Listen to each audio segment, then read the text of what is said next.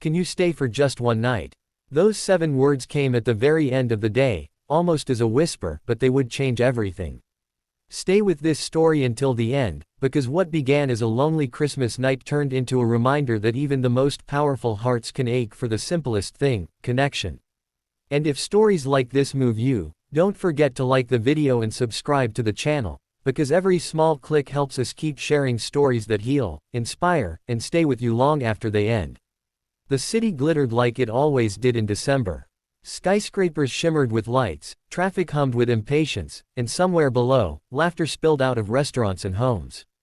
From the top floor of the tallest building downtown, Elena Cross looked down at it all through a wall of glass.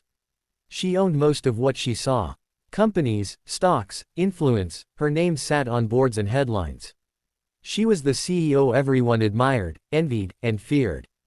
But on Christmas Eve, the penthouse behind her was silent. No music, no tree, no voices calling her name. Elena loosened the collar of her perfectly pressed blouse and let out a breath she didn't realize she'd been holding all day. Meetings had filled every hour, even on Christmas Eve. Investors didn't stop for holidays. Neither did expectations. By the time she finally came home, her phone still buzzed with unread messages, but none of them said, "Merry Christmas," in a way that felt real. She placed the phone face down on the marble counter, as if turning it over could quiet the emptiness too. She poured herself a glass of wine and walked barefoot across the cold floor. The penthouse was stunning, designer furniture, art worth more than most houses, a view people would pay fortunes for.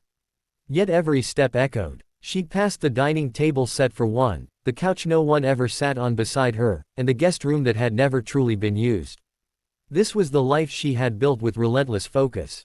Success without pause. Control without comfort. Years ago, she told herself this was temporary. "I'll slow down later," she used to say. After the next deal. After the next promotion. Later never came. Somewhere along the way, friendships faded. Family gatherings became obligations she skipped.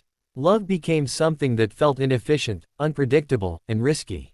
So she chose certainty. She chose work. And now, on Christmas Eve, certainty felt painfully empty. Elena sat on the edge of her bed and stared at the city lights.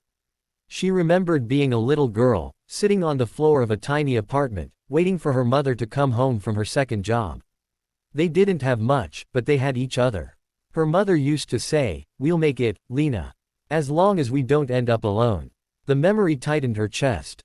Her mother was gone now, and Elena had made it in every way the world could measure, except that one.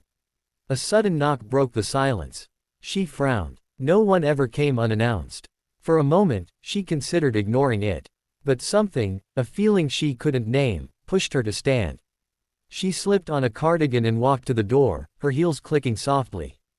When she opened it, she found a man standing there with a paper bag in one hand and uncertainty written all over his face. "I'm so sorry," he said quickly. "I think I have the wrong apartment. I was delivering this." He held up the bag, steam faintly escaping from the top. The smell of roasted chicken and warm bread filled the hallway. Elena looked at the number on her door, then down the hall. "No," she said slowly. "This is the right floor." The man checked his phone. "It says Elena Cross," he read. "Penthouse A." "That's me," she replied, surprised. "Oh." He blinked. "I'm Daniel. I run the restaurant. Downstairs. We're closing early for Christmas, and we had one meal left. I thought I'd deliver it myself instead of letting it go to waste." Elena stared at the bag, then at him. No assistant had arranged this. No corporate gift. Just food. Warm food. Her throat tightened unexpectedly. "That's kind of you." He smiled, a little awkward but genuine. "Well, Merry Christmas. I hope you're not alone tonight." The words landed harder than he could have known. Elena felt something crack inside her composure. She could have taken the bag, said thank you, and closed the door. That's what she always did, polite, distant, efficient. But instead, she hesitated. The silence behind her felt louder than ever. "I am," she said quietly. Daniel shifted his weight, unsure if he'd crossed a line.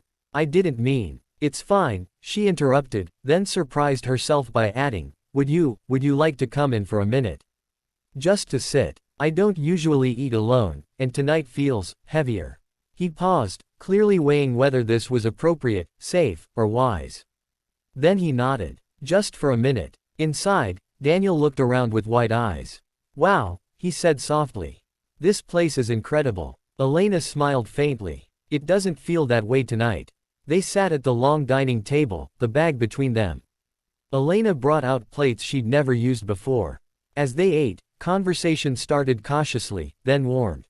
Daniel talked about his small restaurant, how he'd poured everything into it after his wife passed away years earlier.